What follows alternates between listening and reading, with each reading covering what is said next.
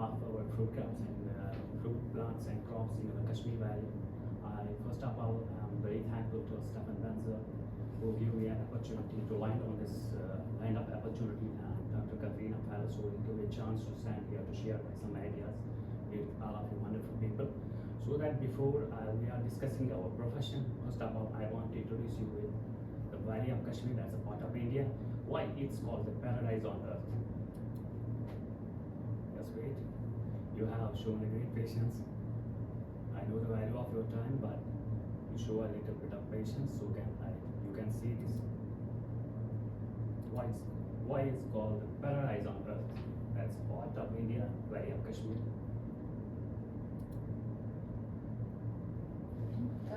Hang on. Display.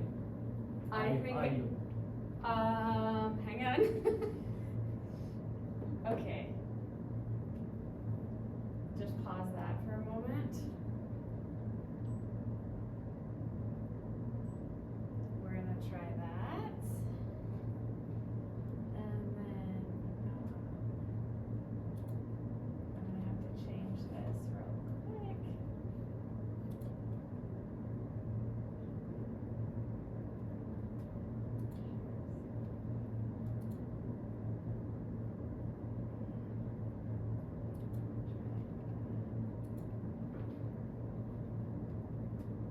Okay.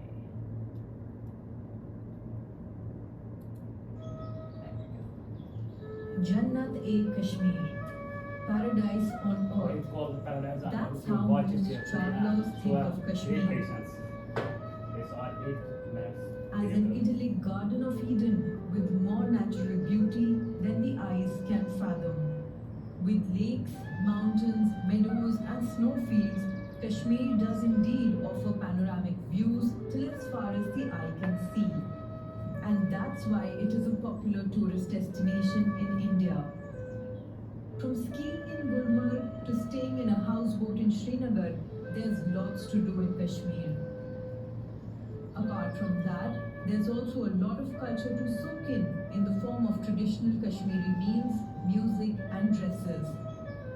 If you're planning a trip to Kashmir, this is your one-stop guide for everything you need.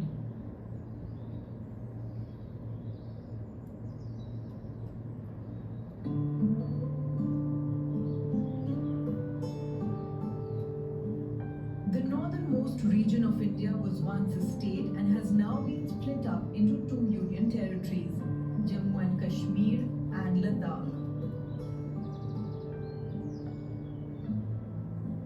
If you want to truly roam around the place and soak in the natural beauty of Kashmir, target visiting in the summer months between March and June. That's when the valley is abloom and every corner is a picture postcard. But if you want to see some pristine snowfall and try some snow activities, then you should visit in December, January.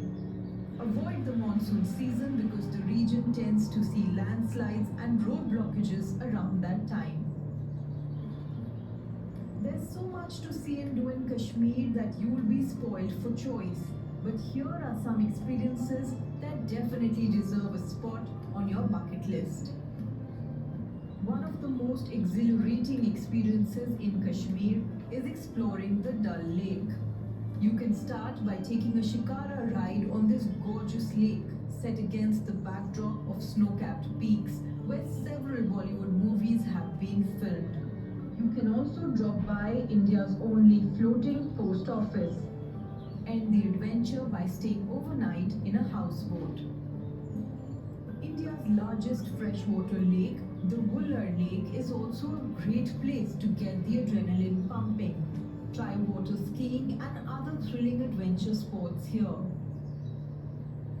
The summer capital of Jammu and Kashmir is Srinagar.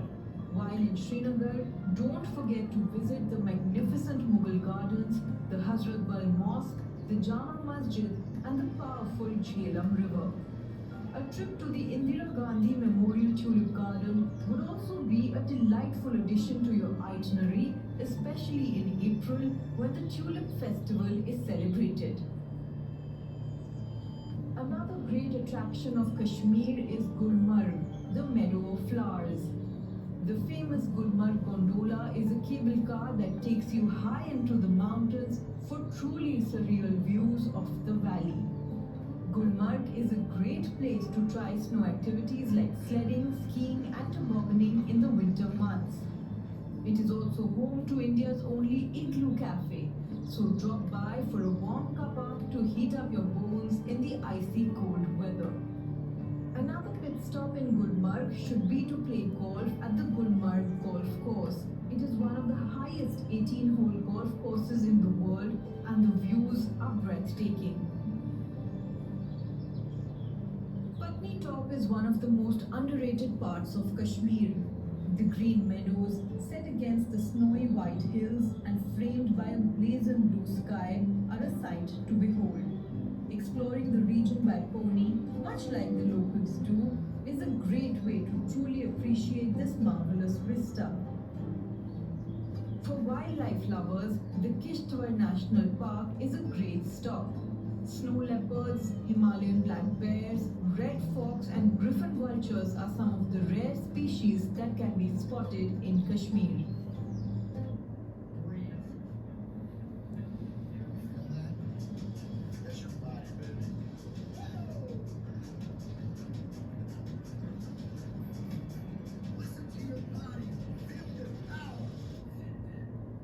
Peace of mind. Such a big, beautiful idea. And for us at Booking.com, this means free cancellation. If you want to find inner peace, there are two pilgrimages in Kashmir that are extremely popular. The Amarnath Yatra is undertaken to worship a shivling made naturally by snow. This pilgrimage generally takes place in the summer months. The second pilgrimage is the Vaishno Devi Yatra. This starts from Katra and takes you to the shrine of Mata Vaishno Devi in the Trikuta mountain.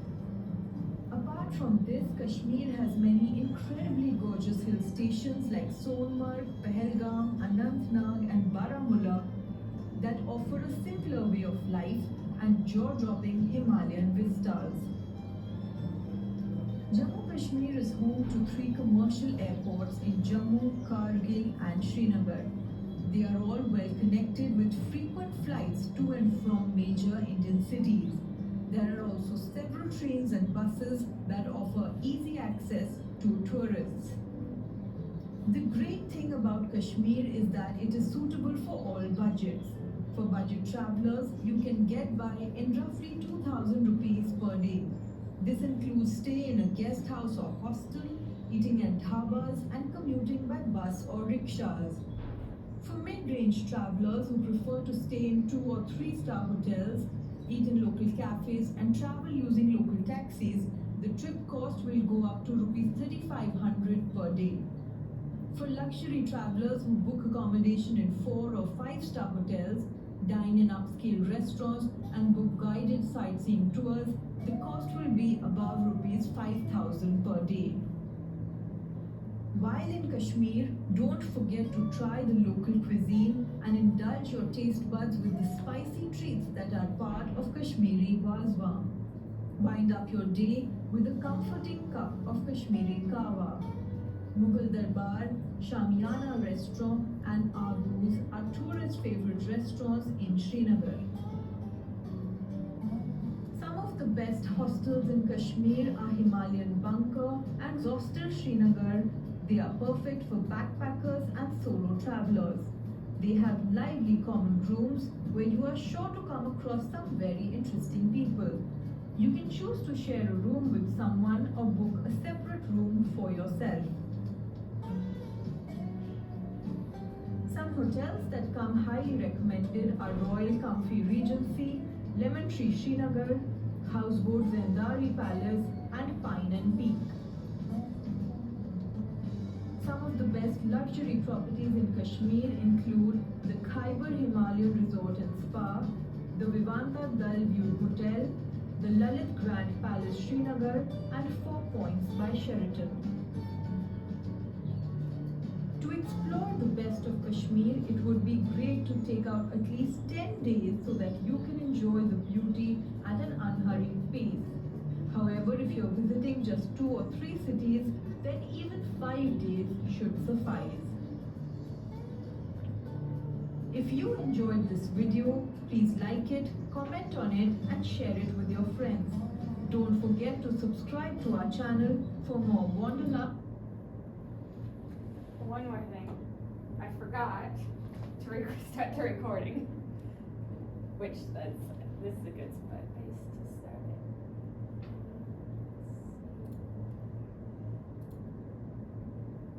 Alright, there we go. Sorry about that. As you watch a video clip from Kashmir Valley, I think so.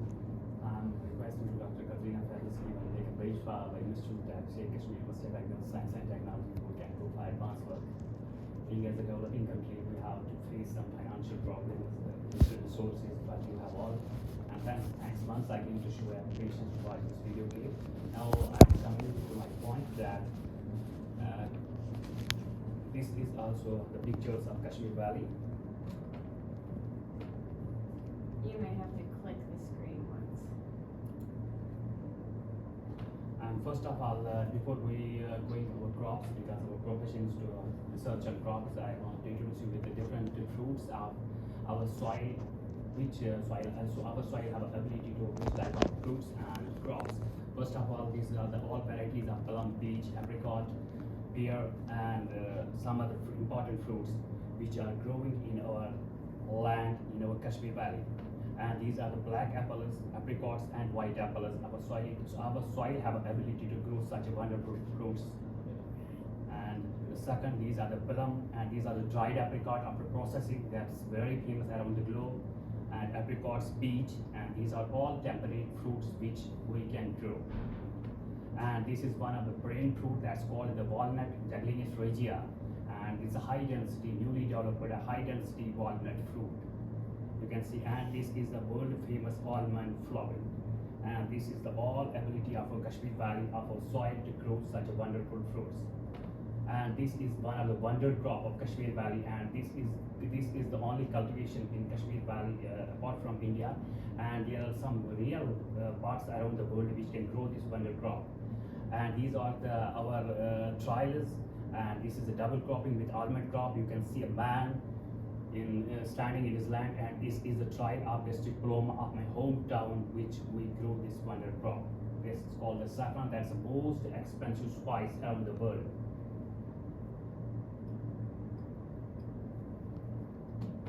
And now crop diversity, that's the ability of a soil, how different crops of a soil have ability to grow.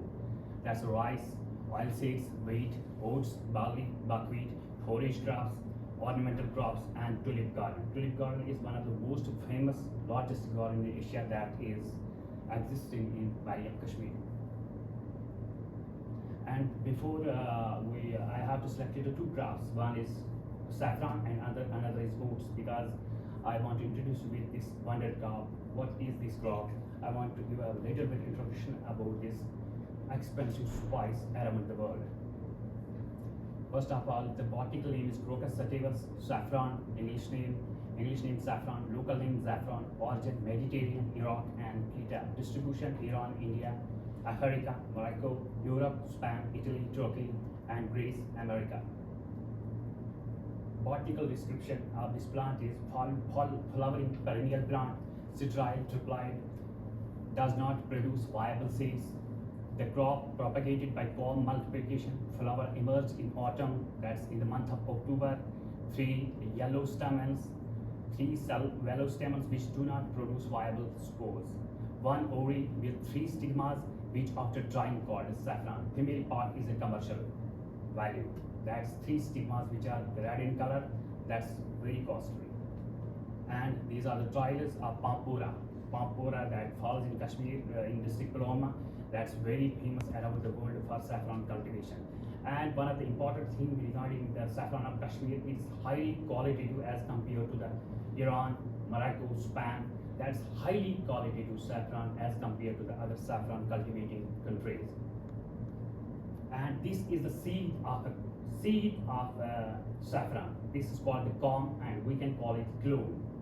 And this is the only way we can putting our efforts to develop saffron is still exists as a one cultivar around the globe, but we are putting our efforts to break the sterility barrier And but unfortunately is that there's a need of further work through polymerization, through nutrition, and through advanced molecular techniques. And this is the way only we can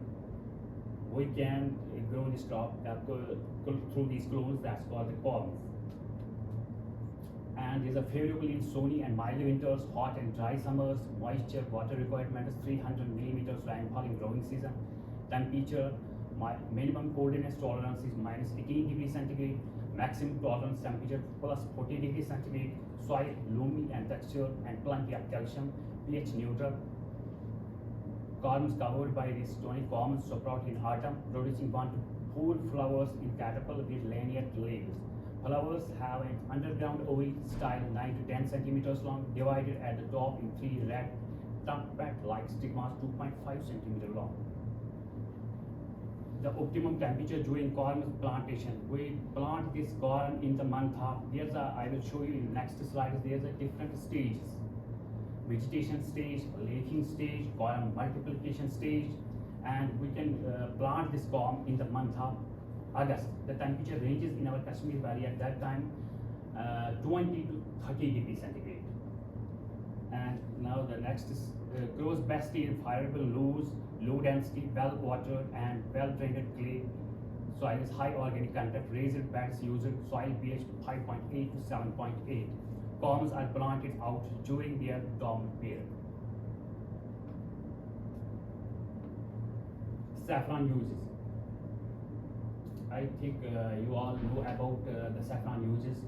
First of all, I want to, before 50 years back, there's a firm belief that, the celeb belief that if a pregnant woman takes during the 9 months of this pregnancy period, that the born baby becomes fair, intelligent, and something. Now there's a research proof, because Israel is the most intelligent country. Everybody treated Israel, they follow the same protocol, and they are not have only the celeb belief, and they have also the research evidences. They are follow this protocol. They are taking their women, their wives taking during this pregnancy period, during this saffron, and they all believe they have, maybe they all know that Israelis are very intelligent, and maybe that's the reason. And I hope so the listeners of mine, they will follow the same procedure in future. Maybe they pray for me, maybe that their born baby becomes a good leader of United States of America, maybe that becomes a good scientist, whether which profession he choose, maybe he will be a successful. Maybe you pray for me at that time. And these are the saffron uses: foods, cosmetics, dye, after. There are 3 biochemical components in saffron. Why it's valuable? Why it is most expensive around the world? One is grossine, that is responsible for color, and another is saffronel, that is responsible for smell. If you put a saffron, keep a saffron for only 1 hour in any cloth, and the smell never lost us in a year. That never lost us smell, because that's because of saffronel.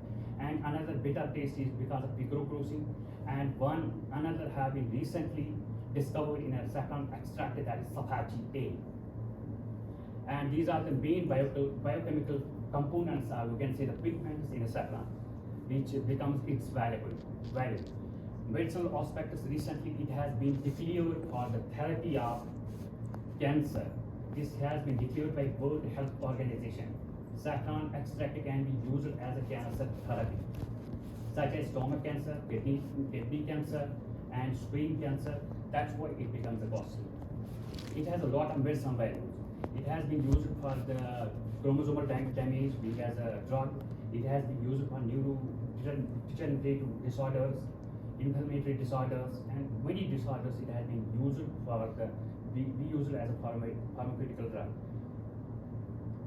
And these are the different stages. You can see if you look towards this slide, in October it's like that, in November, in December, in January, in Feb, in March, in April, in May and June and July. Flowering period is in the month of October, and planting time is in the month of August. Flowering October to November, vegetative December to April, and dormant June to August. When it's dormant, we can dig this saffron field and come out these saffron corns and planting into the field, with vacant field, and that's the month of plantation of saffron, June and August. Digging, come out from the underground portion of the land, and then planting into the back-end land. And you can see these are the commons. You can see this little dots on side. These are called the apical buds and lateral buds. What happens there? These apical buds, when we grow this in the month of, when we sow this in the month of August, these apical buds develop into a daughter columns. Then mostly one column gives four daughter columns in a year. This is called the mother column, and when we remove from this underground field, that's called the daughter columns. One column approximately gives 4 daughter columns, and that is the way we can propagate this crop. That's called the colonal selection. Still, that's based on the colonal selection. That's why it exists as one cultivar around the world. This is the column, and we can say this is a seed, and we can say it's a grove. And these are the different stages of different months. July. This slide shows the apical buds growing when they grow into daughter columns, and then we can remove this column from the field and plant in the next field. Development stage in saffron columns. C1 to C6 stage, buds in latent stage attached to the surface of the older columns. Older column is also called a mother column. And this is the leafing stage. This is month of January, December, January, winter months, and you can see this is the leaf of a saffron plant above the ground. This is the leaf, and here you can the person who is picking these leaves here below. Here's one of the deadly disease that's called the corn rot. That only one disease attacks this saffron, that is corn rot, and we can put this carbamazepine and some other fungicides. There is a little bit of control, but not showing a good results. Why saffron exists as a one cultivar? I have already told you that it's the saffron, which is a triploid steroid and is presently and continuously to be propagated through vegetative columns, vegetative colonal propagation. It's very difficult for a breeder if we want to develop a cultivar. It's very difficult at that time of a flowering, at that time of a leaf stage, to see if he see above the ground there are some changes in terms of leaf size, in terms of flowering, in terms of number of stigmas, in terms of number of stamens, petals, but he cannot see the underground portion. That's why the saffron is continuously to growing with the good plants, good corners, and some undesirable corners. It's very difficult for a breeder to see below the ground. It's very, and there's a high density flowering. And the second stage is multiplication of a corn. Suppose a farmer or a researcher can select it, he can see in the field some short characters which can he go for next breed. But multiplication of a corn is very difficult. If we select a one corn, there are 2 corns in the field which have a change, which have a, suppose more than 3 stigmas is a common. I have seen during my childhood some corns have a 5 stigmas. But in the next year, the change not continuous to generation, that stops. And here is that when he selected the some corners, there is some change in terms of leaf size, in terms of other characters, some short characters. And when he wants to develop a variety for this saffron, for his wonder crop, what happens there? Suppose he selected one corn. That when we plant this corn with a proper care in a soil, that gives us only 4 columns near about in a one vegetation year, so that it will take to enhance about 10 lakh columns in 17 years. It will take 17 years, and that portion is enough to plant only in the 2 hectares of land. 17 years to release a one cultivar. It will take 17 years. So that we have to understand the biology and genetics of the saffron properly, and we go for polyploidy. Polyploidy go with cultivation treatment. Maybe there's some change, colonal selection. What are the breeding methods we can use now? Mostly I have already told you that based on colonal selection. And nutrition and polyploidy also use it as chemical nutritions also use it. And polyploidy like cultivation treatment we have to use it, but still no result. I think it needs some more work to get the results. But still it's a one cultivar around the world. It's not cultivated only in Kashmir. Iran is also a good producer. Spain, and some parts of the United States also. But no change. Molecular and biotechnological approaches. I already told you that there is one of the most dangerous disease, that's a quorum rot. We are putting our efforts through biotechnology approaches, suppose tissue culture, but we cannot standardize any protocol that we can produce a quality commerce, quality colonies, which we can change the destiny of this crop. Still, it's our under efforts around the world, not in Kashmir Valley. So transcriptomics, we can go for transcriptomics to enhance that. I already told you that it's valuable because of it contains 4 biochemical components. One is quercetin, saffron, picroprocin, and spati, which has recently have been discovered. And another thing is transcriptomics, transgenomics, and gene mining. We can mostly use it in like such countries which are developing countries. They are putting our efforts to enhance these biochemical components of the saffron crop. But no, there's a lot of literature. You can go for the literature, but no success still have been achieved. It requires a further work. Functional genomics also, we can use bioinformatics, functional genomics. We go for this, maybe there's a change. We all researchers around the world putting efforts to change this crop, but still that is existing as a one cultivar around the world. Now this is my own breeding crop. That's why I'm here to gaining hands in terms of into advanced molecular tools and QTL softwares. And this is my own trial. This is a oats avena sativa. We can still before 5 years, our work is focused on to develop a strains and develop a variety for which is only for the cattle population, livestock population. But from the last 5 years, I was putting my efforts to become as a dual purpose crop because of its nutritional value, because of its balanced proteins, gluten-free diet, and it is recommended for many health consequences as per World Health Organization that declares oat protein is nearly equal to soy protein and it is equal to meat, milk and egg. Leslie et al. 19, I don't remember the time, that he declared this crop its protein is equal to meat, milk and egg. We treated meat, milk and egg most important proteins. So that I was putting my efforts because there's no any variety in our country, India, for human consumption. We can more than $400 billion we are putting in this crop for human consumption, and we can import these oats from Canada and some European parts of the country. So that's why I am taking this crop. And these are the station trials of our Sheikh Kashmir University of Agricultural Sciences and Technology. And oats are whole grain.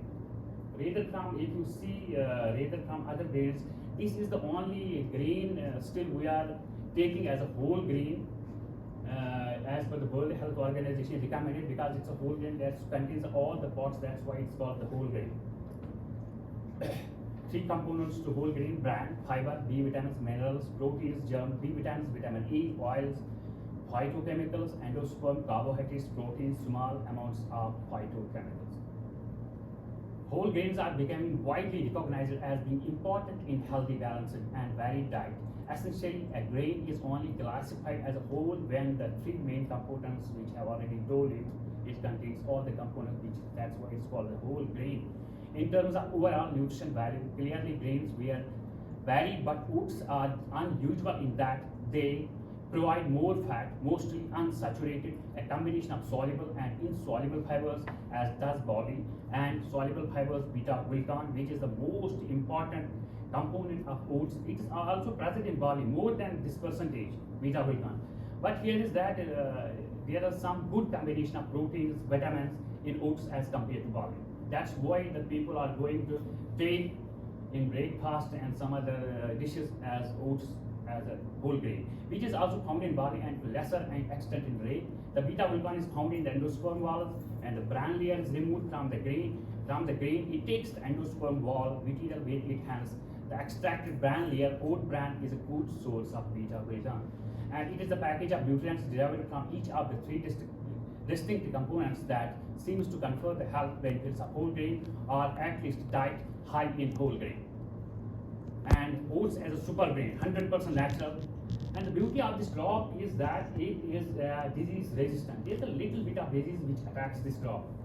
And that's the beauty of this crop is it is environmental friendly because of use of less pesticides and fungicides, because it is to some extent disease resistant as compared with other crops, other cereal crops.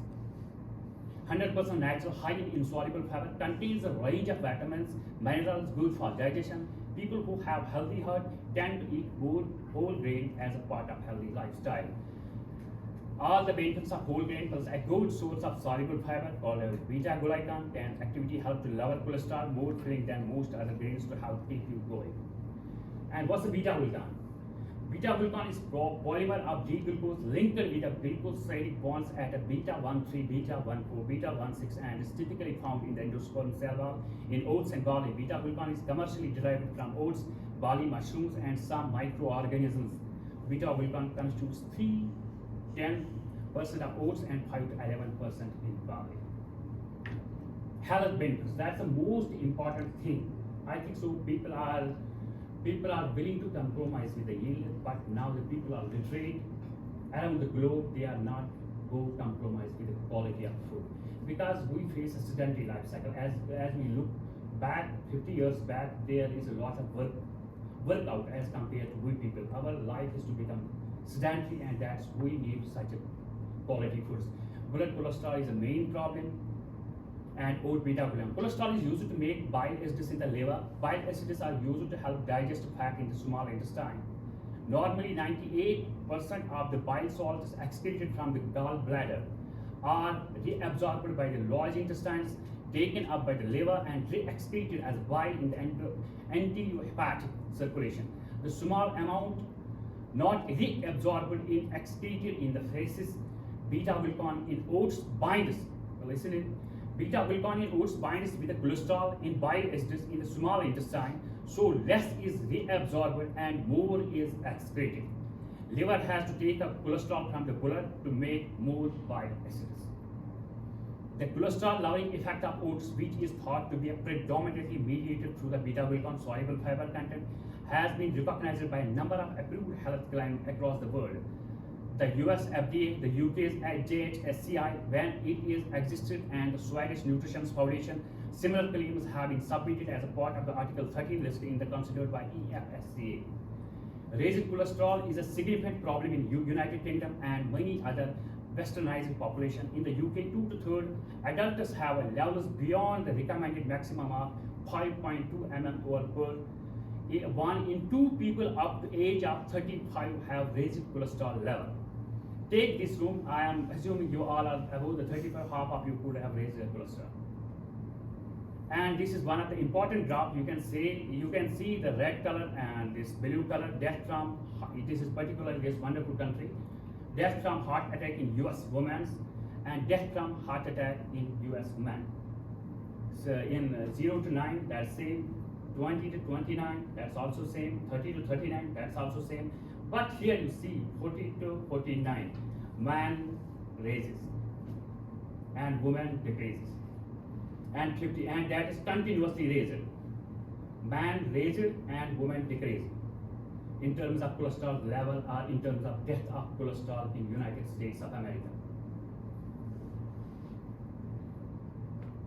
And this is the one of the symptom when cholesterol is raising. The health survey for England in 2003 showed that the time we are 35, more than 1 in 2 of us will be a raised cholesterol.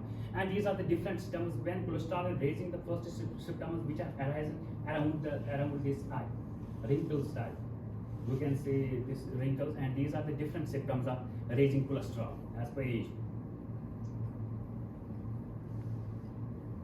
Internally, the effect can be devastating, while externally the signs and symptoms only really appear when levels of cholesterol have been high or some period of the time begins to accumulate in the tissues. Here you can see xanthomelia around the eyes, and in the second picture, corneal arcus, a white ring around the outer edge of the ears. Now, if you did all like to turn stare, so what realistic impact can eating oats have on blood cholesterol? And this is also an important graph. Here you can see how cholesterol works, how beta-glucan works against this cholesterol. Mean percent reduction total cholesterol and mean percent reduction low density lipoproteins. One of the important thing of beta-glucan is that it decreases low density lipoproteins and also decreases total cholesterol. But one of the important thing is it not decreases high density lipoproteins. That's very important. It cannot decrease those. So there's a negative correlation. It decreases bad cholesterol and increases good cholesterol. That's one of the important things. The reduction total, and this is one of the important slide. If you see the developing countries, that's most important. If you see in a low income countries, there is a less rate of cholesterol, and you see like these countries, which are developed countries, there is a more cholesterol level. Because I think so, when you have a resources, lot of resources, life becomes so sedentary. And in case of our low income countries, there's a more workout to earn a bread. Such type of things we have to face. But here is not such things. So that's the graph which indicates low income countries have a low cholesterol level and high income countries have a high cholesterol level. In terms of low, lower, upper, higher, and man, women, both sexes. You can see here, that's very important slide. And oat beta-glucan and weight management. That's a very important slide for you, all of United States of America, because I see here a lot of beautiful people, but obesity is going to be a mega problem here in this land of United States of America.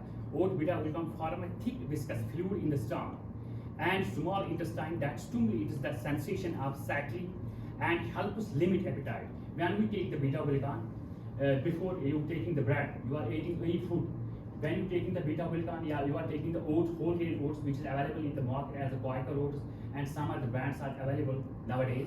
So if you take before taking any meals, you cannot feel appetite. It makes a layer inside the stomach, so that your sensation appetite not signals you to take more food. You can feel your stomach is full. That's due to the beta-glucan inside the oats that makes a layer inside the stomach. That's why it has a positive correlation with weight management. And diabetes. As per research evidences, 48% of United States of America are suffering from diabetes. Diabetes and oat beta-glucan. Foods rich in carbohydrates have a high glycemic response or glycemic index, which causes rapid secretion of insulin from pancreas. Low GI diet prevents diabetes, cardiovascular disease, metabolic syndrome, and obesity. Water-soluble oat glucan exerts their effects mainly by increasing viscosity in the small intestine during digestion, resulting in an extended digestion period. Delayed digestion increases blood sugar slowly, causing a low insulin response. That's the most important line. Causing a low insulin response, the oat beta-glucan forms a protective layer along the intestinal wall that acts as a viscous barrier, slowing food uptake from the intestine. Blood pressure and beta-glucan. This is also a worst hit problem around the globe because of raising heart attacks due to the increasing internal pressure on the artery. Hypertension contributes to endothelial injury and increases cardiovascular diseases risk by enhancing the infiltration of lipid density lipoproteins particles. Hypertension also accelerates the transformation of fatty stick into the fibrous plaques by enhancing smooth muscle proliferation. Oats may help maintain healthy blood pressure by improving the glycemic and insulinic profiles. The DASH dietary approach to stop hypertension study demonstrated that a diet high in whole grain, fruits, vegetables, and low fat dairy and restricted in fat lower BP is hypertensive individual. Dietary consumption of oats is consistent with the DASH recommendation and may confer a benefit due to the fiber content. Oat beta-glucan and prebiotics. The lower part of the intestine, the colon, which you know that, has identified as a key organ affecting general health, the growth and metabolism of many individuals. Bacterial species inhabiting the colon, depending primarily on the substrate available to them, most of which come from the diet oat beta-glucan, which are indigestible in the small intestine but are fermented by bacteria. but are fermented by bacteria in the colon are prebiotics are non-digestible food ingredients that selectively stimulate the growth or activities of bacteria in the colon. They beneficially affect a series and metabolic activity of mucosa and microflora in the colon. The end product created from the prebiotic fermentation in the colon are short-chain fatty acids, butyric acid that serve as a nutrient for mucosal cells. Oat and celiac disease. Celiac disease is an autoimmune hereditary disorder of the small intestine that occurs because of sensitivity to gluten in food. Normally, the lining of small intestine has a fluffy, volatile texture, but in celiac disorders, it becomes smooth and flat. This reduces its ability to absorb nutrients, including sugars, proteins, vital minerals, and vitamins from food. When a person with a celiac disorder, when a person with celiac disease takes foods containing gluten, their immune system responds by damaging small intestine, leaving tiny finger-like proteins called villi are attacked by the immune system and are eventually destroyed. Presently, the only effective treatment of celiac disease is prolonged gluten-free diet. And in case of oats, oats do not have contain gliadin. Gliadin and its counterpart is avenine.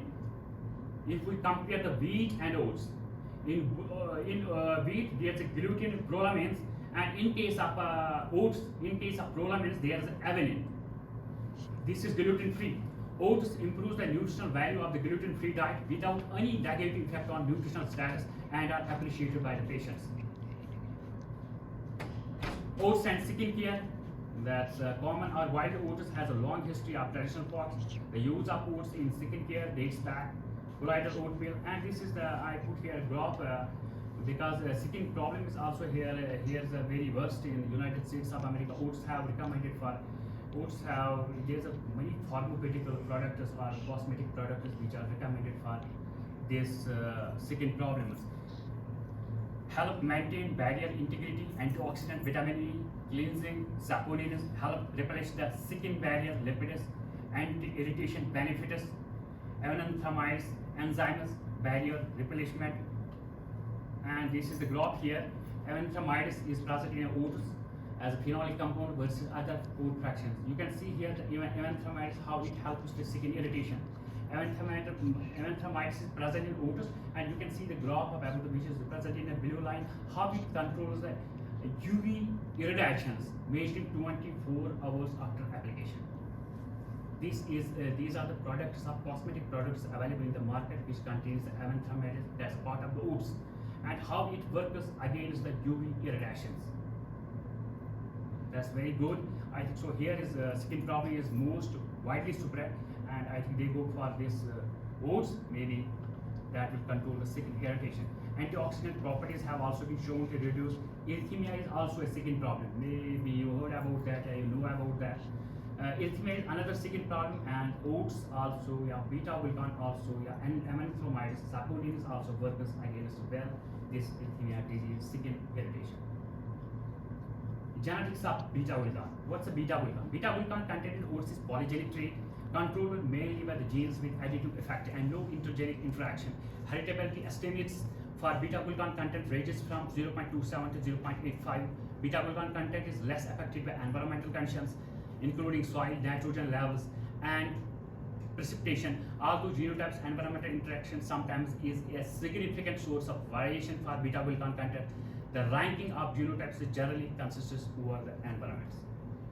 And what are the breeding efforts we are doing here? That's the selection you know about. I don't take too much time. You know about the selection and pedigree method. Maintain the records, the genotypes which have a high beta-glucan crossed, and then go for F2 population. We select some genotypes which are superior in beta-glucan and other quality parameters.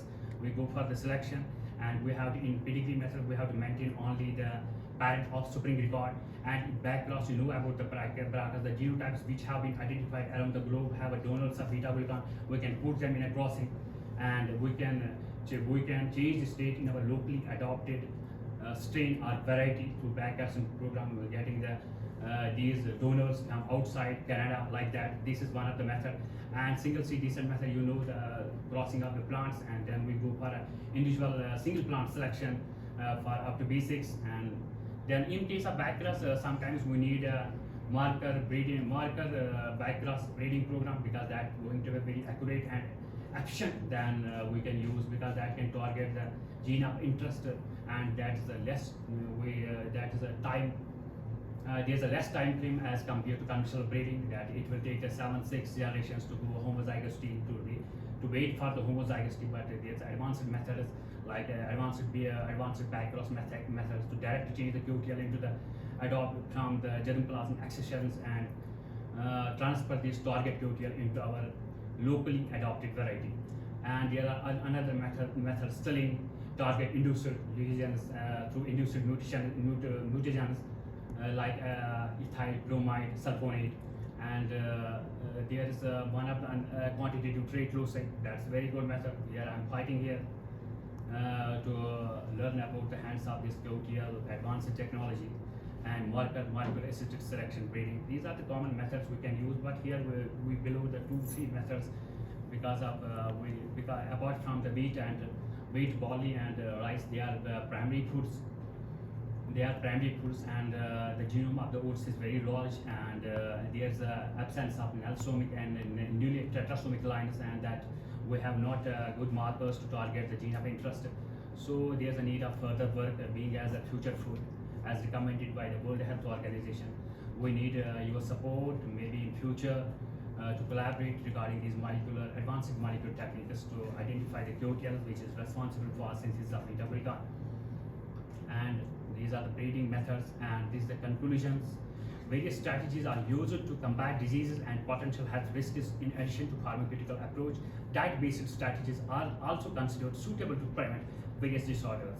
In the developing countries, increased cost of medication, duplication, and their side effects are of a great challenge to general public, opening new channels of pharmacological investigations focusing on natural medication and diverting human trends towards the natural cure.